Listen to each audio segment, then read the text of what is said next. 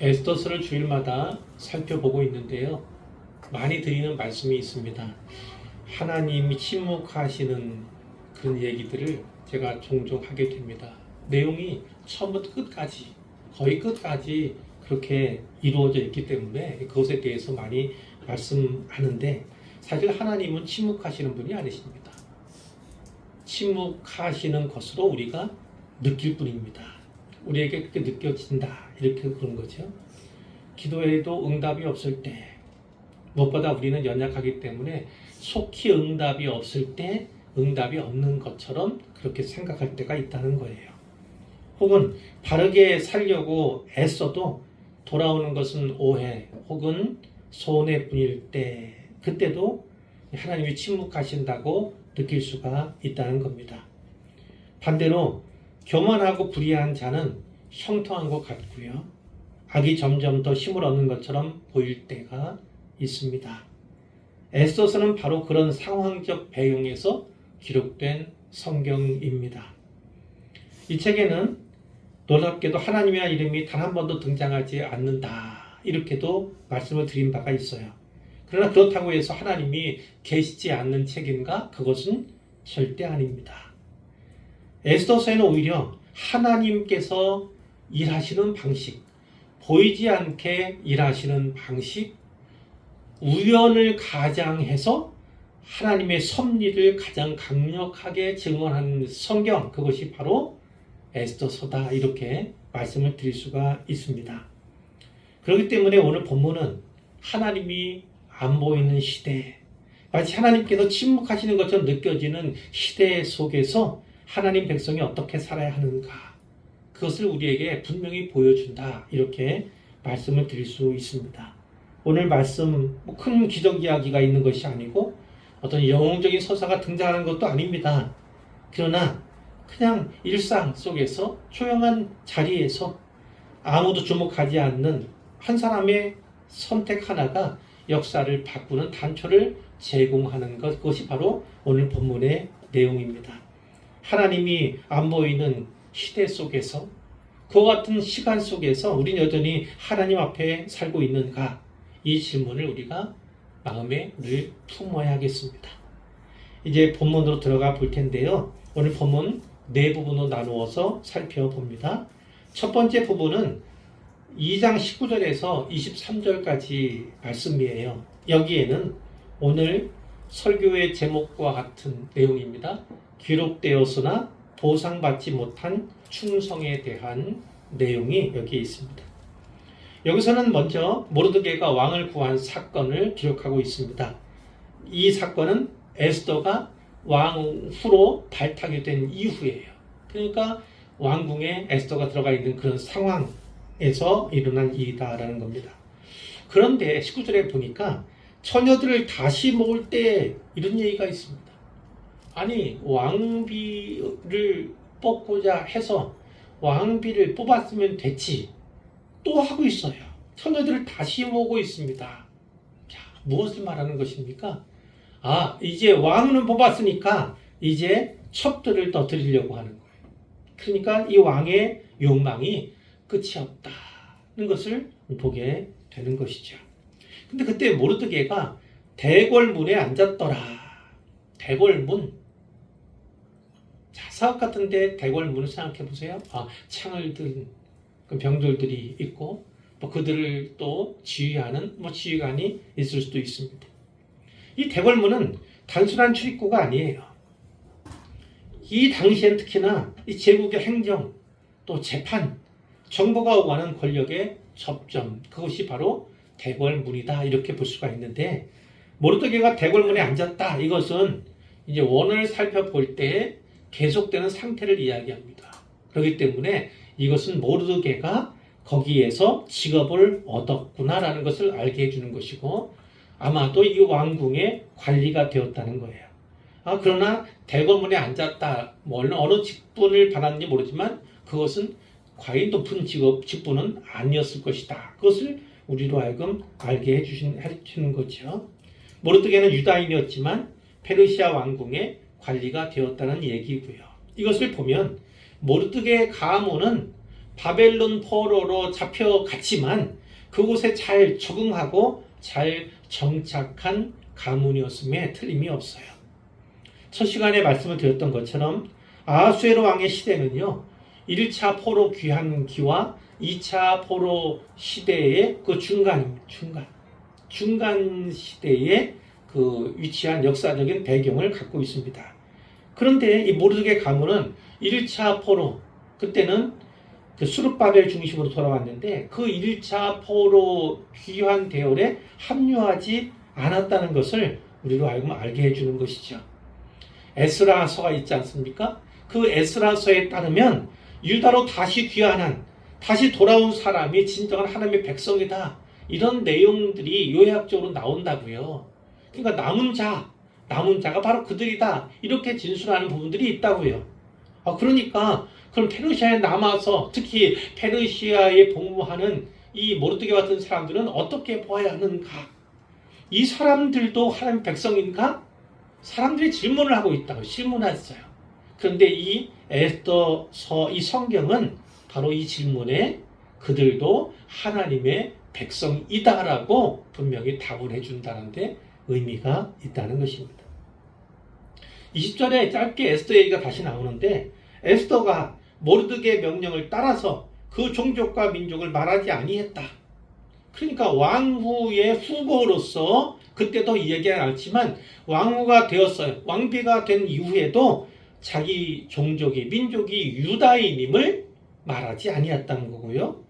그가 모르드게의 명령을 양육받을 때와 같이 따름이더라. 그가 왕후의 높은 신분을, 그러니까 모르드게가 범접하기 어려운 그런 자리에 있었지만 여전히 모르드게의 명령을 받고 있었다, 그 명령에 순종하고 있었다는 것을 얘기해 주고 있습니다. 자, 모르드게가 이 대궐문에 앉았을 때 그것이 어떤 의미가 있는 것인가가 21절 이하에 나옵니다. 모르드게가 거기에 있었는데 단지 앉아 있었다기보다는 그 관리로서 자기 자리에서 일하고 있었을 그때에 문을 지키던 왕의 넷이 빅단과 데레스라는 두 사람이 왕을 암살하려고 하는 음모, 그것을 알게 된 것입니다. 우연히 알게 된 거죠. 우연히. 이게 우연히 또 있는 거예요. 자, 그 알자마자 어떻게 했습니까? 왕후인 에스더에게 그것을 알리게 됩니다.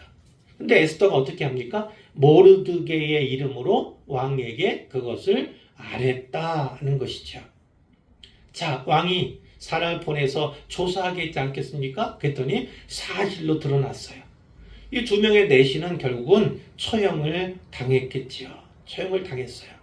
왕의 암살 음모가 저지가 되었고, 왕의 생명이 구원을 받았고, 제국 전체가 보호를 받은, 이 큰일 아닙니까?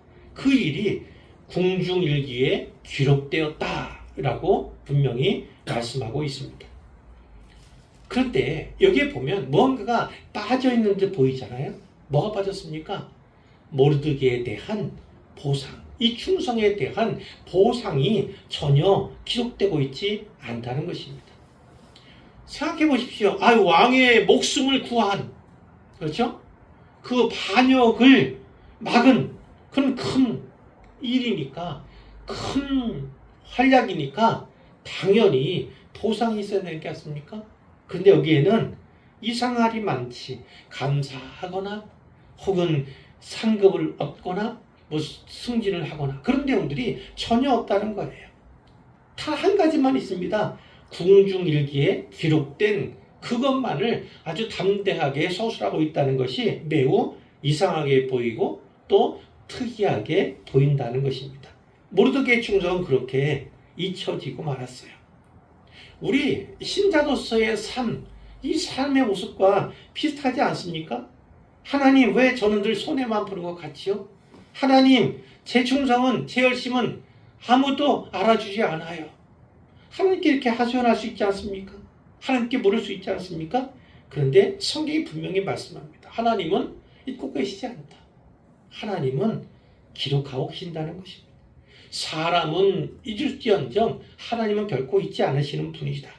사람의 보상은 지연될 수 있지만 하나님은 결코 잊지 않으신다라고 분명히 말씀해 주시는 거예요. 이것이 성경의 맥락이죠. 하나님은 늦게 갚으실지언정 잊으시는 분이 결코 아님을 기억하시길 바랍니다.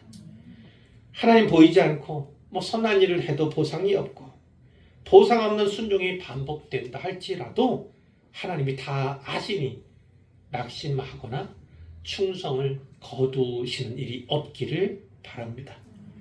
자, 모르드게 대궐문 이 자리는요, 결코 높은 자리라고 볼 수는 없어요. 권력의 중심이라고 할 수도 없습니다. 그런데 그 자리가 어떤 자리입니까? 하나님이 보내신 자리예요. 하나님이 보내신 자리. 왜 하나님이 갑자기 그 자리와 연관이 됩니까? 이렇게 생각할 수 있지만 하나님이 바로 그 자리에서 모르드게를 사용하시는 겁니다. 모르드게를 사용. 그래서 왕을 구원하게, 그리고 나라 안위를 보존하게, 그것이 비록 당장의 보상은 아니지만 궁중일기에 기록되게 하시는 분이 바로 하나님. 뒤에 내용을 이미 아시는 분도 있고 읽으신 분도 계실 거예요. 바로 그 궁중일기 때문에 역사가 바뀌는 겁니다. 당장의 보상이 아니더라도 하나님이 기억하고 계신다. 그것이 내 운명을 바꾼다는 사실을 분명히 기억하시기를 바라요. 두 번째 부분은 3장 1절에서 6절입니다. 여기에 보면 갑자기 높아진 하만의 권세, 그 이야기가 나옵니다. 이 하만은 참 악을 상징하는 인물이에요. 그러니까 갑자기 높아진 악의 권세, 이렇게 해석해도 틀림이 없습니다. 새로운 인물인 하만이 등장하는데 1절에 보니까 이 하만의 지위를 왕이 높였다, 높이 올렸다. 그래서 함께 있는 모든 대신 위에 두었다. 어느 정도의 그 반열에 있던 그러한 관리였을 것입니다. 지위에 있던 사람이었을 거예요. 그런데 분명히 그 지위를 대폭 올렸던 거예요. 모든 대신들 위해 높임을 받게 했습니다. 또 다른 말로 하면 제2인자, 총리 대신이 되었다. 이렇게 볼 수가 있겠지요. 자, 왜 이런 선택을 했을까? 바로 앞에 그 후에 돼 있지 않습니까? 그 후에. 그러니까 그 후라는 건 모르드게가 큰일을 했지만 전혀 보상받지 못하고 단지 기록되기만 한 이런 것이지만, 근원적으로는 암살음모 아닙니까? 암살음모가 발각이 된 상태예요. 그러니까 이대로는 안 되겠다. 불안하죠. 두렵죠. 그러니까 왕이 뭔가 지배체제를 공고히 하고자, 친정 정치를 하고자 이렇게 했던 것 같아요. 그래서 하만을 발탁하고 중용해서 그 자리에 앉힌 것 같이 보입니다. 그런데 성경은 이 하만에 대해서 출신을 강조하고 있다고요. 함무다다의 아들 이렇게 돼 있지만 그 앞에 아각 사람이 중요합니다. 아각 사람이었다는 것이 성경의 증언입니다. 하만이 아각 사람이라는 것은 그가 어떤 사람인가? 바로 이스라엘의 초대 왕인 사울 시대, 그 사울 시대와 연결되는 사람임을 분명히 보여준다는 겁니다. 그때 하나님이 진멸하도록 한 민족이 있었어요. 아말렉이죠. 왜요? 출애굽할 때부터 특히 이 출애굽 그 행렬의 맨 뒤에 어린 아이들과 여자들이 있는데 아말렉이 거기를 쳤거든요. 하나님이 진노하셨어요. 그래서 용서할 수 없다. 침멸을 명하신 것인데, 근데 결국은 어떻게 합니까? 아말렉 왕 아각을 사울이 죽이지 않습니다. 물론 사무엘에 의해서 죽임은 당합니다. 사무엘에 의해서. 그러나 그 과정 가운데서 그 아각의 후손들이, 이 아말렉 사람들이 진멸당하지 않고 살아남았음을 우리가 알게 되는 것이죠. 하만은 단순히 악인 한 사람, 그것이 아닙니다. 하나님 백성을 대적하는 오랜 대적의 계보를 잇는 인물이 바로 이 하만이다라는 것을 분명히 보여준다는 것입니다. 2절에 보면 하만을 향한 이 왕의 신임이 얼마나 두터웠는가를 분명히 보여줘요. 대궐문에 있는 왕의 모든 신하들이 다 왕의 명령대로 하만에게 꿇어 절하되, 왕이 명령했다는 거예요. 하만에게 꿇어 절하라, 이렇게 명령했다는 겁니다. 아니, 왕도 아닌데 총리에게도 그런 왕이 있을까 싶을 정도로 얼마나 지극하게 그를 신임했는가를 우리가 알게 되는 거예요. 그런데 모든 신하들이 다 하만에게 절하는 것과는 달리 모르드게는 꿇지도 않고 절하지도 않았다는 거예요. 성경은 그 이유에 대해서 분명히 설명하고 있지는 않습니다. 그러나 우리는 알 수 있어요. 이건 단순한 예절 문제가 그런 차원이 아니다라는 것을 알 수 있습니다.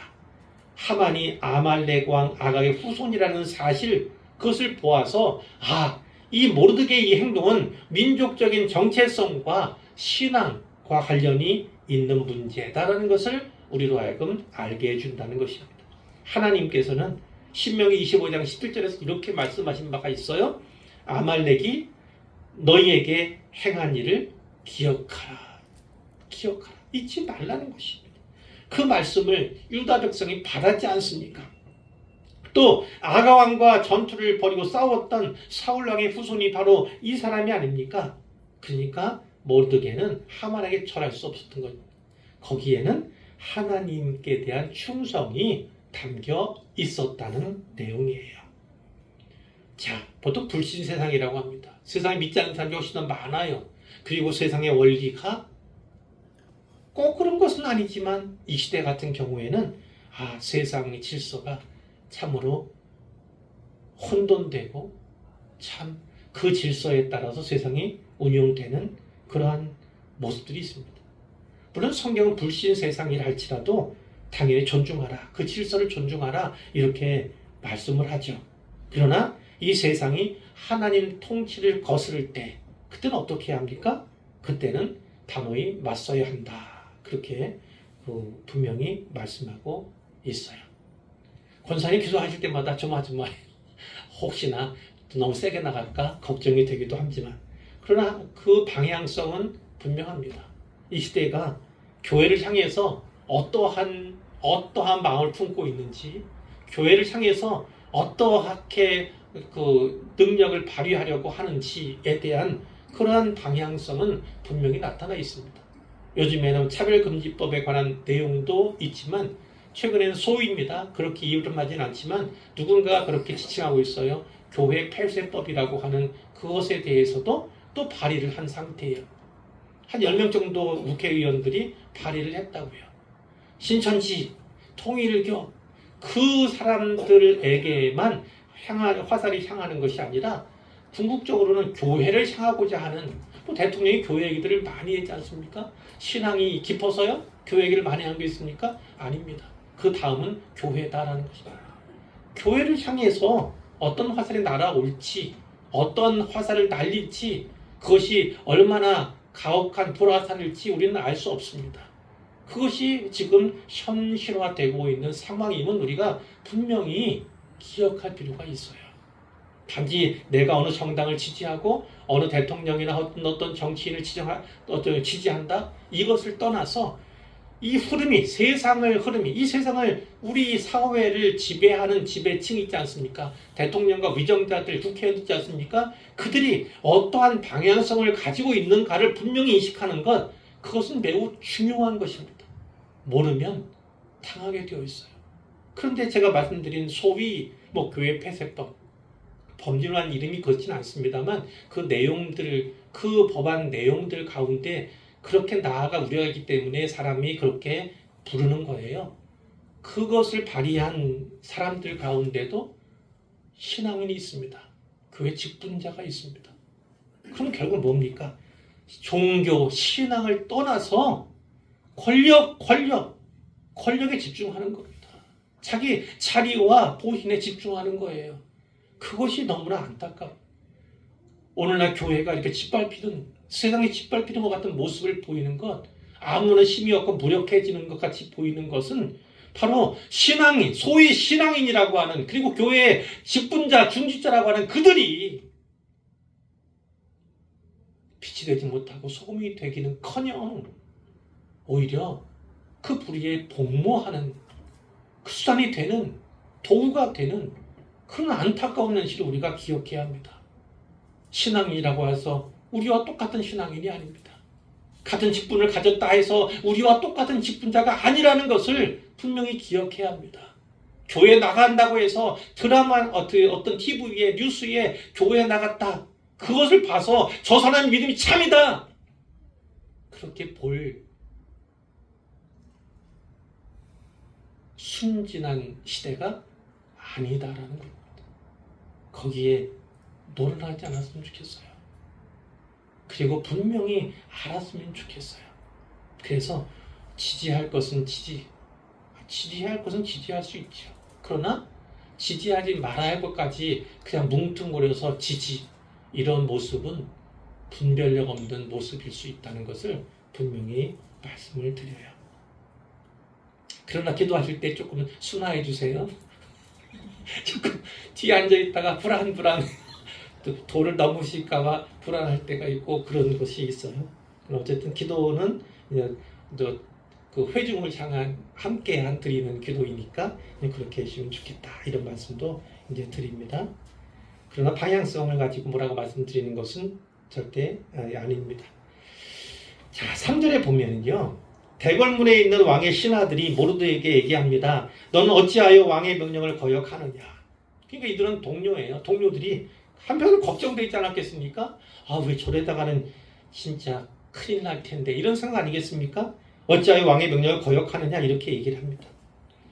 그렇게 어떻게 했어요? 중요한 건 날마다 권해요. 날마다. 그 사람들도 걱정이 되니까 했겠죠. 그런데 달리 보면 어때요? 날마다 모르게 듣지 않는 거예요. 날마다 거부하는 겁니다.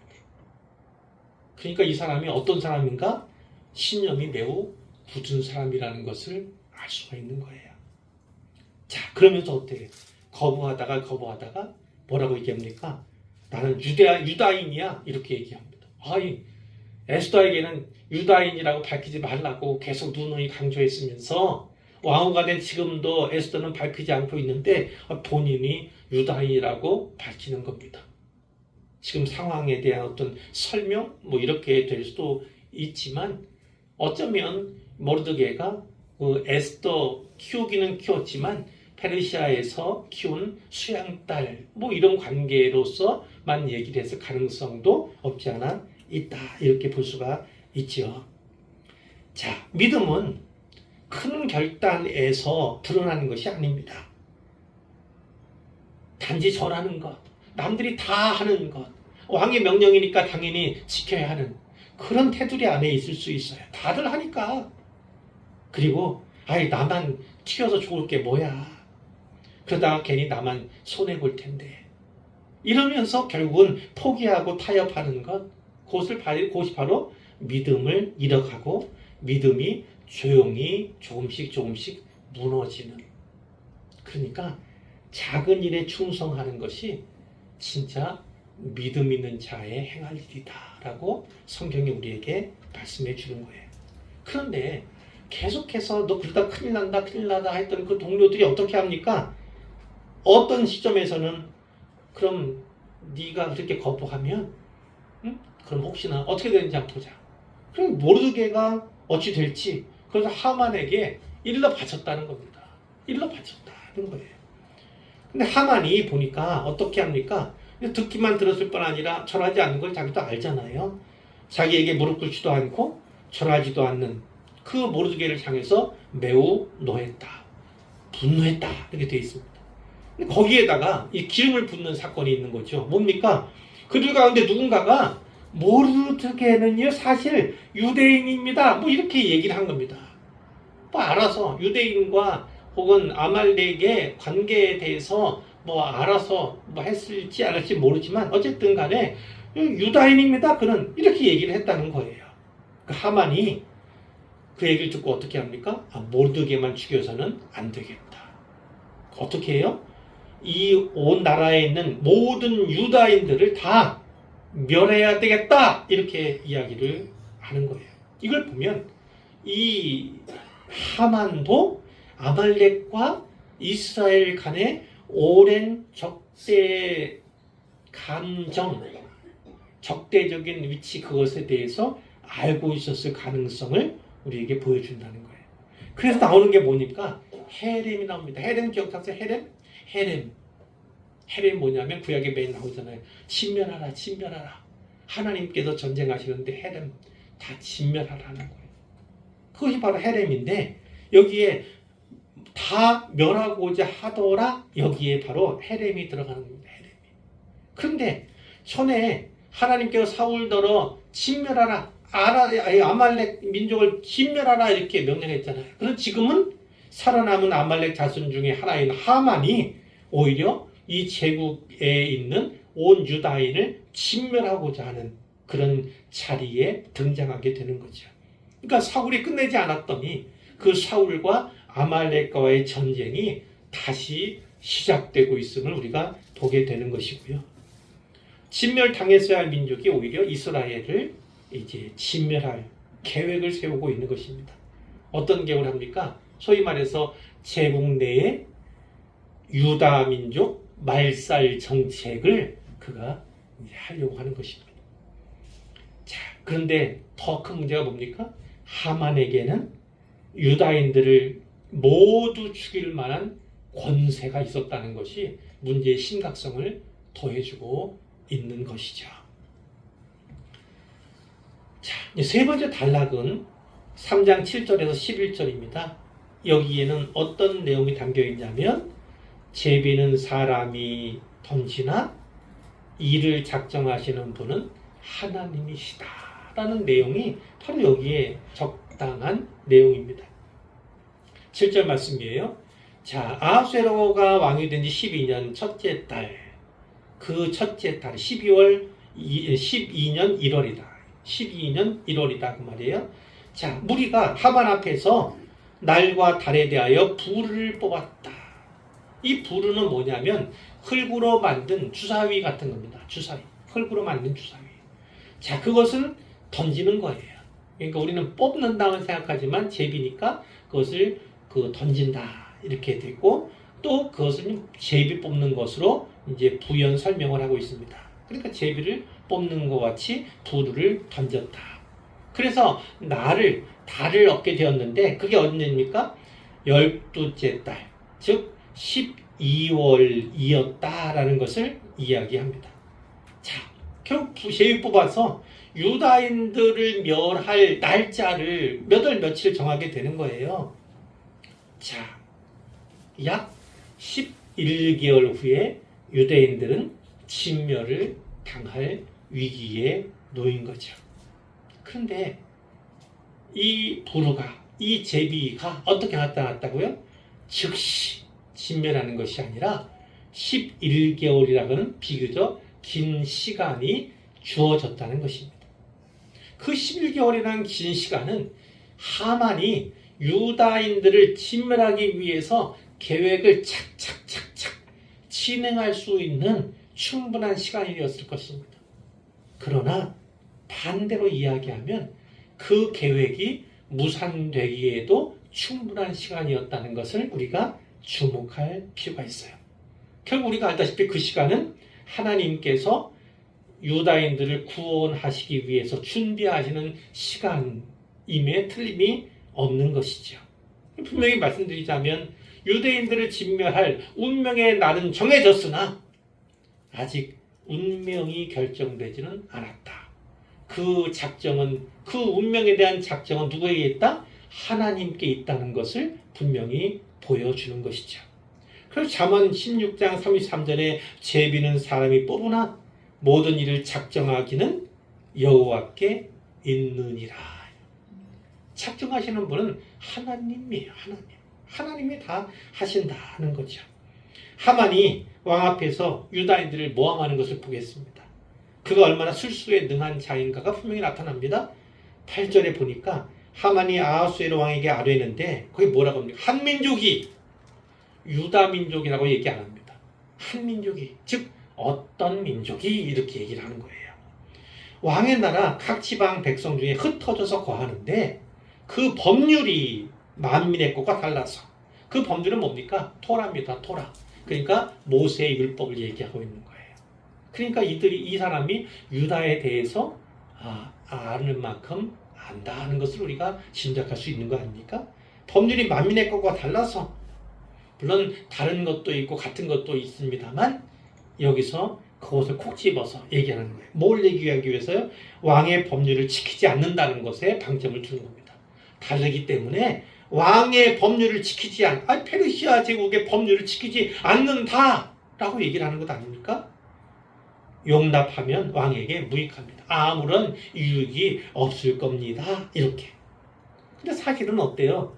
지금 이 하만은 모르드게 때문에 분노한 거 아닙니까? 모르드게 한 사람 때문에 분노한 것 아닙니까? 그런데 모르드게가 아니라 모르드게가 속한 유다 민족 전체를 대상으로 확대 해석하는 것이고, 그래서 거짓말을 이야기한다 하는 것을 우리가 분명히 보는 거죠. 자, 하만은 그의 악한 의도를 실행하기 위해서 어떻게 합니까? 조서를 내려달라 요청하게 되는 거예요. 왕이 옳게 여기시거든 조서를 내려 그들을 진멸하소서. 그러면서 어떻게 합니까? 내가 은 1만 달란트를 왕의 일을 맡은 자의 손에 맡겨 왕의 금고에 드리리다. 내가 은 1만 달란트를 왕에게 드리겠습니다. 이렇게 얘기를 합니다. 은 1만 달란트. 그것은 현재로 치면 300톤이 넘어요. 300톤이 넘는다 생각해 보세요. 그 많은 양의 은을 바치겠다 이렇게 이야기를 하는 거죠. 왕에 대한 헌신을 보여주기, 자기의 충성을 보여주기 위한 것 아닙니까? 근데 이 당시 어떻다고 했어요? 이 전의 대목에 왕후 간택하기 전에가 어떤 상황이었다고 말씀드렸습니까? 이 왕이 그리스 원정을 떠나서 2차례 전쟁을 했는데 한 번은 이겼지만 한 번은 졌다 이렇게 말씀을 드렸어요. 근데 정확히는 모르겠습니다만, 왜냐하면 크세르크세스라고 하는 왕이거든요. 2세 이렇게 알려져 있어요. 근데 보통 크세르크세스라고 나오는 그 영화 아세요? 영화에 근육질 남성들이 있어서 여성들이 각광했던 그 300 아세요? 300 아시죠? 그 300 거기에 나오는 적이 누굽니까? 뭐 큰 마차, 뭐 이상한 마차에 뭐 코도 뚫고 했던 그 왕으로 나오는 사람이 크세르크세스입니다. 그냥 그 사람인지는 모르고 뭐 이 사람을 모델로 했는지, 거기서는 크세르크세스 이렇게 나오니까 이 사람이 모델인지는 알 수 없지만 가능성은 많아요. 왜냐하면 그리스 원정을 떠난 사람이 바로 이 사람이기 때문에 그렇습니다. 근데 한 번은 이겼지만 한 번은 지게 되는 거예요. 그러니까 전쟁 치르면서 어떻습니까? 이게 돈이 바닥이 난 거죠. 돈이 많이, 바닥이라기보다는 많은 돈이 없었어요. 재정적으로 압박을 받고 있는 상태에서 이 하만이 은 1만 달란트를 제공하겠다니까 너무나 흡족하지 않습니까? 제안이 아마 솔깃했을 거예요. 그런데 문제 심각하지 않습니까? 왕이 확인 절차를 거치지 않습니다. 그 한민족이 그러면 어느 민족이니? 물어보질 않아요. 그 민족이 정말 어떤 반역적인 행동을 했을까에 대해서 질문하지 않습니다. 또 알아보라고 사람을 시키지도 않습니다. 그냥 믿어버리는 거예요. 뭐 때문에 그렇습니까? 그 은 때문에 그렇지. 그리고 맹목적으로 그를 신임하고 있다. 이제까지 계속 그러지 않습니까? 성경이 와스디 이 왕후의 폐위할 때도 그렇고, 그리고 또 그 새로운 왕을 뽑기 위해서 그 대신들의 신하들의 이야기를 듣는 것도 그랬고, 또 그런 많이 그랬잖아요. 그럼 여기 또 그렇고 있어요.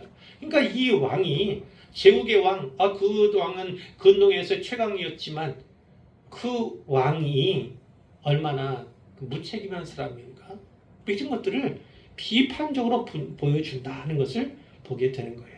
오직 하만의 말에 좌지우지되고 있는 왕의 모습이 여기에 나타나 있다는 겁니다.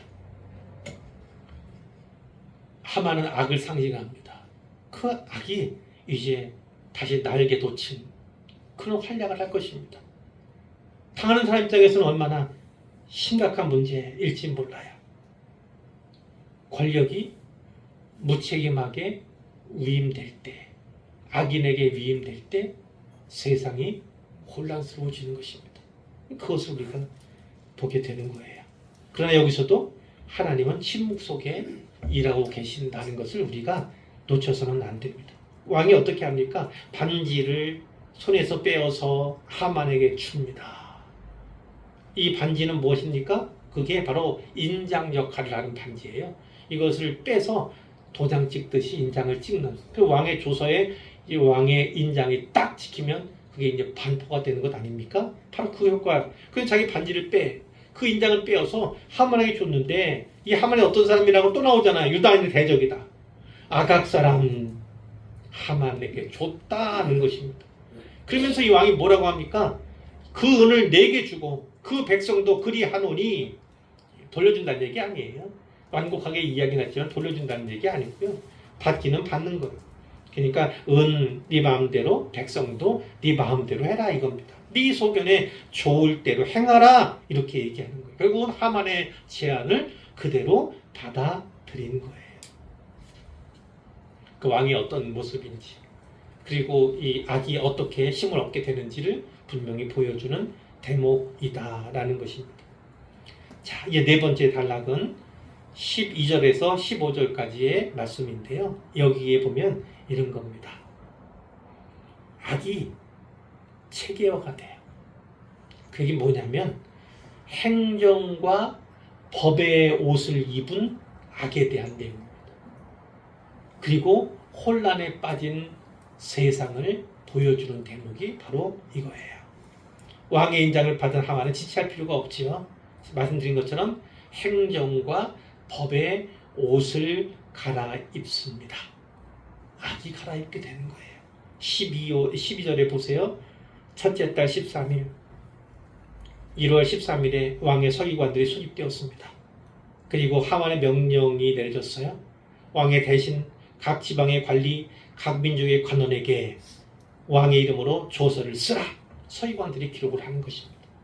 근데 그 조서가 각 지방의 문자와 각 민족의 언어로, 그러니까 이 페르시아 왕국은, 페르시아 제국은 어떤 겁니까? 다민족, 타인종 국가였던 겁니다. 그리고 여러 언어들이 혼용되던 그런 국가였음을 보게 되는 것이죠. 소위 말해 제국이었던 거예요. 자, 왕의 반지로 꽉 인쳤습니다. 그러니까 이 조서가 반포가 되는 거예요. 조서를 역조들에게 맡겨서 역조들이 달려가거나 혹은 말을 타고 갔겠죠. 각 지방에 보내졌습니다. 자, 그 내용이 무엇입니까? 12째 달 아달월 13일에, 그러니까 12월 13일에 하루 동안. 근데 이 12월 13일이 어떤 날인지 아세요? 공교롭게도 6월절 하루 전날입니다. 그 유대인의 명절인 6월절 하루 전날에 모든 유다인을, 젊은이나 늙은이나 어린이나 여인들이 나를 막론하고 죽이고 도륙하고 진멸하고, 아유, 같은 말이에요. 거의 어감이. 죽인다는 얘기잖아요. 근데 죽이는 걸 도륙이라고도 진멸. 우리말로 하면 이런 겁니다. 씨를 말려버려라 이거예요. 씨를 말려버려라는 거예요. 그래서 생각해 보세요. 유대인들이 같이 살고 있었어요. 뭐 유대인이라 내세운 사람 있고 안 내세운 사람 있지만 어쨌든 간에 같이 살았던 사람 아닙니까? 다민족 국가에서, 다인종 국가에서 같이 생활하던 사람입니까? 그런데 유다인들 다 새끼라 죽여라 이렇게 얘기하면 사람 선뜻 죽을까요? 오늘도 어제도 같이 교제하고 같이 살아가던 사람인데, 저 사람 음식점에서도 만났고 어떤 시장에서도 만났던 사람인데 죽이기가 어렵겠습니까? 그런데 뒤에 보세요. 뭐가 있어요? 그 재산을 탈취하라. 이건 좀 다른 차원입니다. 재산 빼앗아 가져도 좋다는 얘기예요. 그러면 어떻게 할까요? 사람들이 유대인을 색출해서 죽일 가능성이 높아지겠죠. 자, 그리고 나서 어떻게 합니까? 그날을 위하여 준비하게 하라. 이렇게도 이제 들어가 있는 거예요. 그럼 얼마 동안 준비할 수 있습니까? 11개월 동안. 생각해 보세요. 몇 월 며칠이 딱 정해졌습니다. 앞으로 11개월 남았습니다. 그때 죽임을 당할 누구예요? 유다인들은 어떻습니까? 벌벌 떨지 않겠습니까?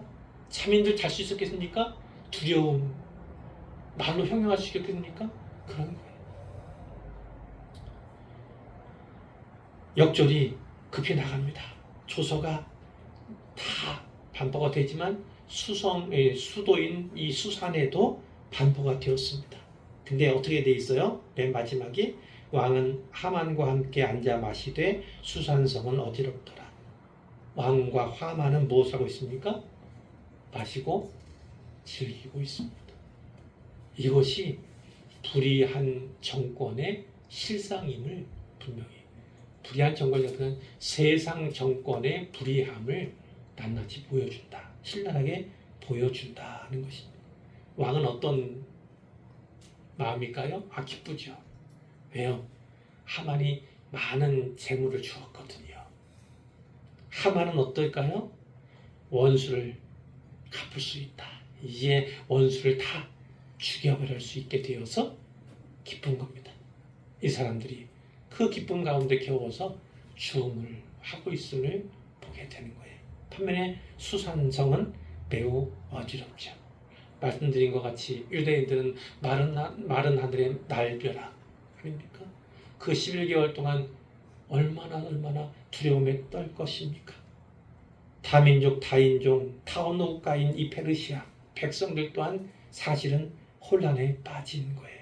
왜요?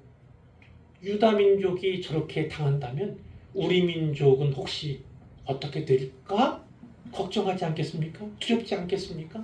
그러니까 지금 혼란스러운 거예요. 이렇게 해야 되나? 그렇게 하는 게 맞는가? 혹은 우리에게 그 화가 있지 않을까? 이런 거죠. 결국은 다민족 정치 국가라고 하는 어떤 국가의 근간을 뿌리째 흔들릴 수 있는 그 결정을 누가요? 왕이 내리는 거다.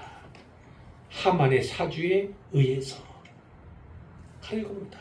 권력자들은요, 무감각하거나 때로는 무자비할 수 있습니다.